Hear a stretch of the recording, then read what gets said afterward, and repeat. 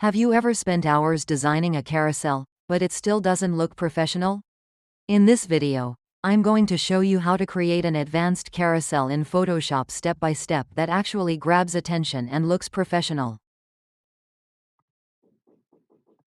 Now we start designing the first page of the carousel. The first thing we need to do is set the background. The background is very important because it creates the overall look and vibe of the design. After setting the background, the next step is to bring in the main image. This is usually the main visual element that grabs attention. Once the main image is placed, we can start adding the small elements and details.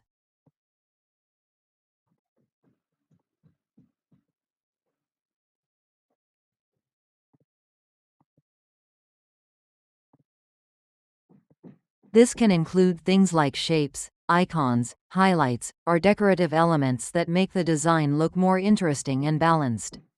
After placing all the small elements, the last step is to add the text.